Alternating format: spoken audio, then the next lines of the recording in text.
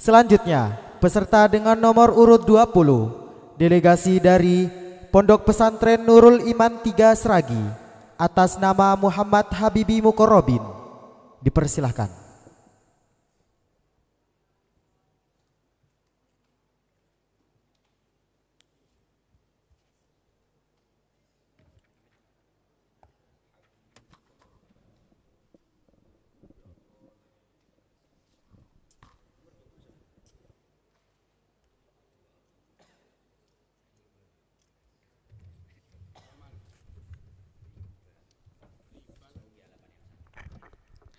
Di halaman yang sama, atas sendiri. Sudah? 31 atas sendiri. Faslun fir riba, dimulai sekarang. Assalamualaikum warahmatullahi wabarakatuh. Bismillahirrahmanirrahim. Faslun fir riba bi alifin maksuratin lughatan az-ziyadatu wa syar'an muqabalatu iwadin bi akhara majhulit tamatsuli fi mi'yaris syar'i halatal aqdi au ma'a ta'khirin fil iwadaini au ahadihima. War riba haramun wa innama yakunu fi dhahabi wal fiddati wa fil mat'umati wa hiya ma yuqsadu ghaliban li ta'mi iqtiyatan au tafakkuhan au tadawiyan wala yajri ar-riba fi ghairi dzalika wala yajuzu bai'udz dzahabi bidz-dzahabi wala fiddati kadzalika ayil fiddati madrubaini kana au ghaira madrubaini illa mutamathilan ay mathalan bimislin fala yasihhu bai'u syai'in min dzalika mutafadilan wa qauluhu naqdan ay halan yadan biyadin falau bi'a syai'un min dzalika muajjalan lam yasihha wala yasihhu bai'u ma ibta'ahu asyahsu hatta yaqbidahu sawaun ba'ahu lil ba'i'i aw li ghairihi. Cukup Murati. Bismillahirrahmanirrahim. Fasal yang menerangkan tentang riba. Riba di sini dengan alif maksurah, riba. Secara bahasa adalah tambah dan secara syariat adalah bandinginya atau tukar menukarnya barang dengan perkara lain yang dimana perkara lain tersebut tidak diketahui kadarnya dalam timbangan syariat ketika masih dalam keadaan akad ataupun bisa didefinisikan sebagai mengakhirkan kedua barang transaksi ataupun salah satunya. Hukum riba sendiri adalah haram dan riba atau illatur riba itu hanya ada 3, yaitu 1 dhahab, 2 fiddah, 3 mat'umah. 1 emas, 2 perak, 3 makanan. Makanan di sini yang dimaksud dari makanan di sini adalah perkara yang umumnya itu dimakan untuk sumber energi ataupun camilan ataupun obat-obatan. Cukup di tadrib. Nggih. Faslun khobar dari mubtada yang dibuang. Hukumnya isim mufrad munsharif, hukumnya murad dibaca rafa yang dirafa'kan oleh amil maknawi ibtida. Tanda i'rabnya dhammah. Fir riba jar majrur ta'alluq am. Fi huruf jar hukumnya mabni sukun, fungsinya mengejarkan kalimat isim. Ar-riba al kalimat huruf hukumnya mabni sukun. Riba isim maksur, hukumnya mu'rab dibaca jar yang dijelaskan oleh fi, tanda i'rabnya kasroh muqaddarah. Bi alifin maksuratin, bi alifin jar majrur, bi huruf jar hukumnya mabni kasrah, fungsinya mengejarkan kalimat isim.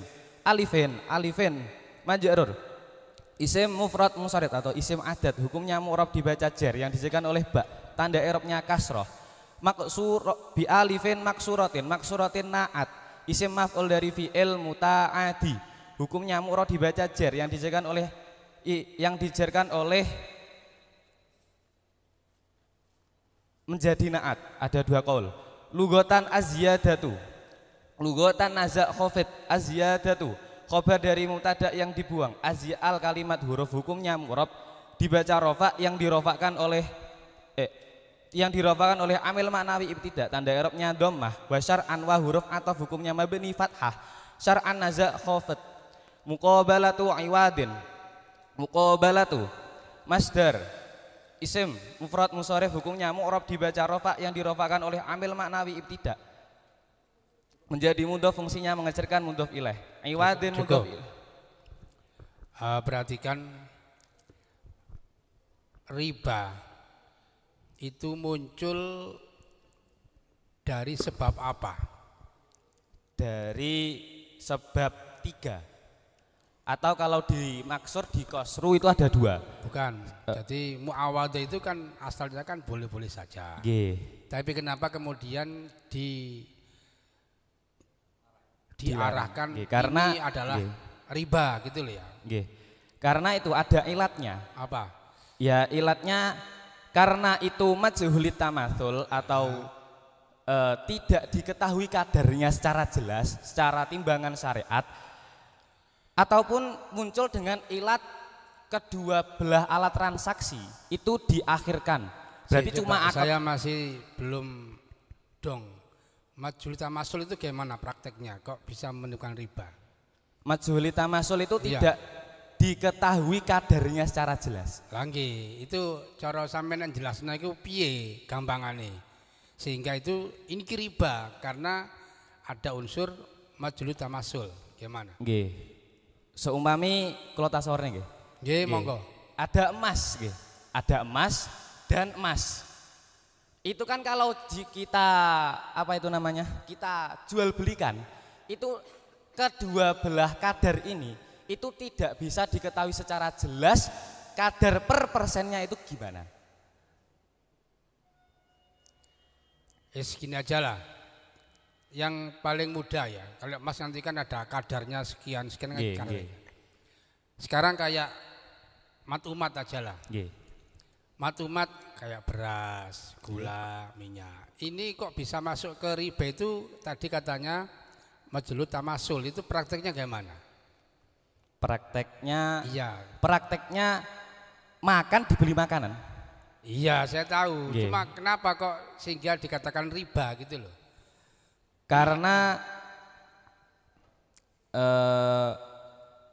Karena itu memang asalnya yang namanya mat'umat itu tetap dinamakan majhulit tamatsul. Karena memang ilatnya sebelum maksud di Bajuri itu ngeten. Ilatnya riba itu pertamanya ada 2. Yang pertama an-naqdu, yang kedua ta'mu. Yang naqdu ini ada 2, satu dhahab, itulah atunya barangnya, bukan. Maksud itu munculnya riba itu kan karena majhulut tamatsul fi mi'ari syar'i kan gitu loh. Maksud kula niku sampean gambarne kok muncul majhulut tamatsul dari segi mananya. Ngoten toh? Iya. Seumpami ada beras 1 kilo dan beras sama berasnya sama. Ya. 1 kilo juga. Di kedua belah pihak beras ini itu kadar per persennya itu tidak jelas. Dalam mi'yarus syar'i atau timbangannya syariat itu tidak jelas. Makanya tidak boleh. Kan tidak jelas ini apa pasti ini 1 kilogram. Kalau beda malah boleh kan gitu. Ya, kok masih belum menyentuh pada substansi soal gitu ya. Ya nanti kan aja. Sekarang gini, riba itu ada 2 hukum ya, bisa haram, bisa boleh. Coba gimana jelaskan riba itu yang haram dan riba yang boleh. Riba yang haram itu ya tadi ketika muncul 3 ilat, yaitu ketika dhahab, fiddah atau mat'umah. Illa mutamathilan, kecuali harus ketika itu barangnya barang ribawi itu harus memenuhi 3 syarat. Kalau itu bisa dikatakan boleh, yaitu harus tamathul 1, atau di antara kedua belah barang itu harus sama kadarnya. 2, takobut atau langsung diterima, transaksi di tempat, dan hulul langsung dibayar secara cash.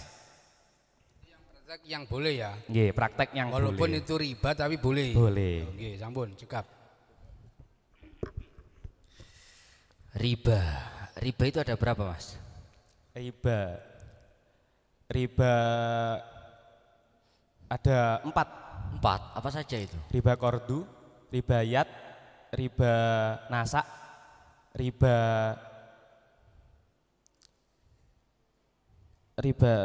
Pokoknya papat ngono lah. Hah? Lah dinteni gak metu-metu ya?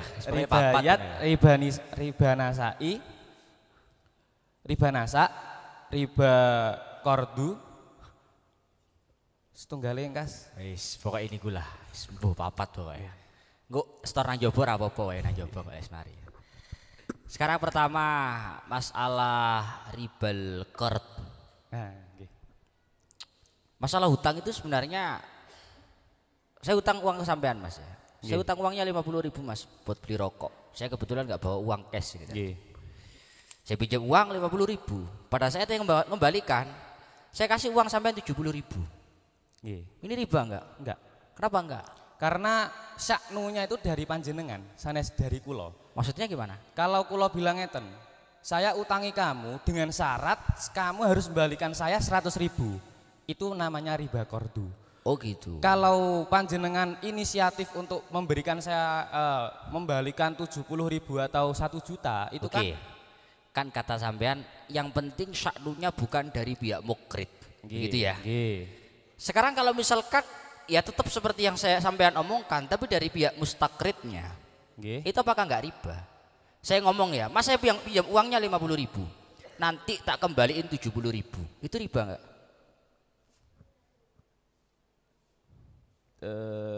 Tidak. Itu riba enggak? Enggak riba? Tidak. Oh enggak riba gitu. Tidak. Kenapa enggak riba? Ya karena itu. Karena itibarnya riba, itibarnya riba itu dari pihak mukrid. Oh gitu. Orang yang menghutangkan bilang gini sih, Godnya, kamu saya hutangi 50, nanti saya bayar nanti kamu bayar 70. Oke. Bukankah itu kullu qardin jarra naf'an lil mukrid? Yang penting ada jarra naf'an lil mukrid fisul bil aqdi. Itu sudah dinamakan ribal qard. Bukan begitu? Bukan begitu ya? Bukan begitu. Oh begitu. Oke. Yang terakhir sekarang saya tanya. Saya punya beras 5 kilo. Tapi mereknya bagus ini. Entah merek apa, Raja Lele, Bin atau apa. Saya nggak butuh beras enak begini karena saya anak pondok. Beras murah-murah nggak apa-apa, yang penting banyak. Yang penting perut saya kenyang. Saya tukar di toko sampean. Mas saya tukar beras. Ini. Dapat berapa ini 5 kilo? Oh ini bisa jadi 8 kilo ini. Boleh nggak praktek seperti ini? Boleh. Karena Beda jenis. beda jenis. Beda jenisnya Seperti gimana? contoh di. Jangan, ini aja, nggak usah contoh seperti. Iya. Ini aja. Karena itu beda jenis. Jenisnya bedanya apa? Kayak panjenengan mau kan berasnya beras sae nggih. Terus pihak kula niku berasnya beras biasa tapi kathah. Sampean tahu jenis enggak? Nggih. Apa jenis itu? Jenis itu jenis dari sebuah. Jenis itu merek nanti maksudnya? Nggih, merek. Oh, jenis itu merek. Ket paham aku Mas. Ngapunten. Nau, benten nau. Oh, benten nau. Kasih itu beda jenis. Benten. Oh, Benten nau. Beda nau ya? Nggih, tapi sama jenis. Ini jenisnya mat umat. Nggih, jenisnya mat umat. Naunya benten. apa naunya benten itu? Kan itu berasnya tadi panjenengan beras yang sae, kula beras ingkang mboten sae. Tapi sama-sama beras nau. Nggih, mboten napa-napa. Bahkan itu nauun wahid apa nauani? Sama-sama beras.